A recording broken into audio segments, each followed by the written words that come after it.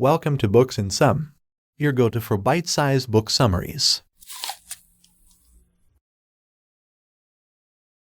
Atlas of the Heart by Brené Brown. Brené Brown's book The Atlas of the Heart is a guide to learning to navigate your own emotional map. It provides insight into why hopelessness and despair are the most dangerous emotions, how understanding your emotions will transform relationships, and how to start navigating our feelings with more nuance and clarity. Brown's book is a reminder of the importance of understanding our emotions and how they shape our lives. It also helps us to recognize the difference between joy and happiness, and to understand the difference between shame and guilt. Brené Brown grew up believing she had magic powers, such as being able to predict the future and make connections no one else around her could. Her high school swim coach had an explosive temper, and all her classmates were terrified of him. To stay under the radar and not piss off her teacher, Brené worked on her backstroke. This helped her navigate her home life, with her parents being sociable, kind, and fun, but unpredictable. Brené was the oldest of the kids, so she felt like it was her job to protect everyone else from their outbursts.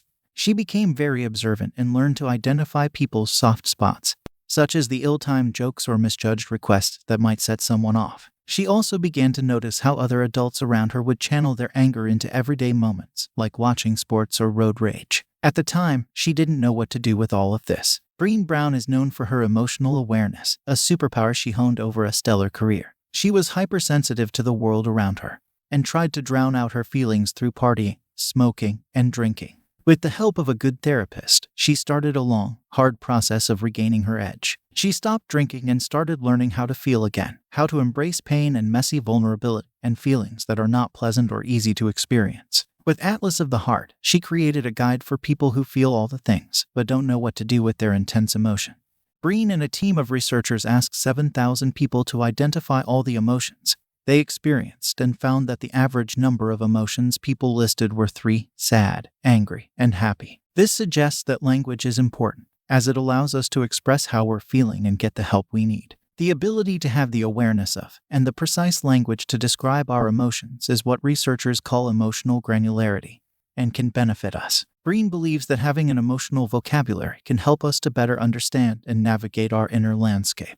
To do this, she suggests expanding our emotional vocabulary to include 2 commonly discussed emotions, sadness and happiness, as well as places we go when we're hurting. She also suggests that we recognize sadness in others and empathize with them when they're hurting, which can help us feel alive, connected to other people, and make better decisions. Finally, she suggests that we should be able to identify our triggers and find ways to comfort ourselves. Brené experienced anguish due to a childhood trauma she didn't know about. This emotion is sudden and bewildering and painful. It is not nearly as dangerous as 2 other emotions we can experience when we're feeling bad: hopelessness and despair. When feeling hopeless, it is the feeling that your whole life is hopeless and that it will never change. This can lead to suicidal thoughts and attempts, so it is important to strengthen your resilience in the face of hopelessness. Good support can come from body-centered therapies that address the physical manifestation of trauma in the body.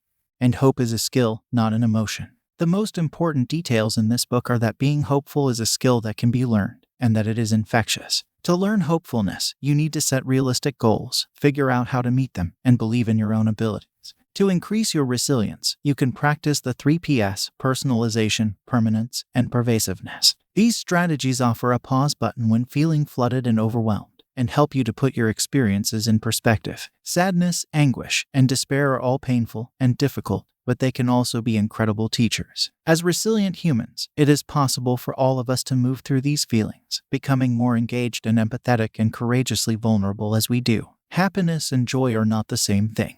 Happiness is a long-lasting emotion that usually comes as a result of feeling in control, while joy is a short and fleeting emotion that focuses our attention outwards and makes us feel connected to other people, God, or the universe. Joy is also a bit unsettling, even scary, and can make us feel vulnerable and afraid of losing that joy. Foreboding joy is a way of rehearsing tragedy in our mind in an attempt to make it feel less painful when it actually happens, but living that way costs us the incredible benefits of freely experiencing joy. Brené interviewed a man who had gone through his life expecting the worst, but when his wife died in a car accident, he realized that his pessimistic outlook had robbed him of the ability to fully enjoy the time he'd had with her. To allow yourself to experience joy, it is important to practice appreciating what you have in the moment that you have it.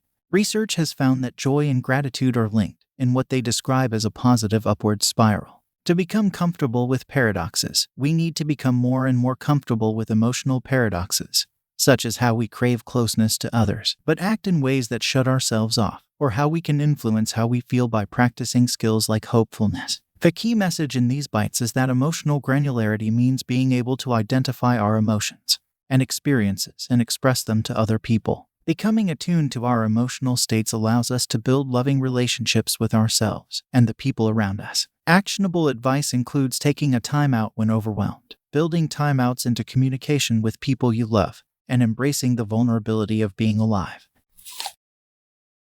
We hope you found this summary helpful in your listening journey. If you're interested in diving deeper into the topic or getting your hands on the whole book, be sure to check the description below where we've included links to the book and other related products that may be useful to you. Don't forget to hit that subscribe button to stay updated on our latest book summaries. And feel free to leave a comment with any suggestions or requests for books you'd like us to cover. Thanks again for tuning in and happy listening.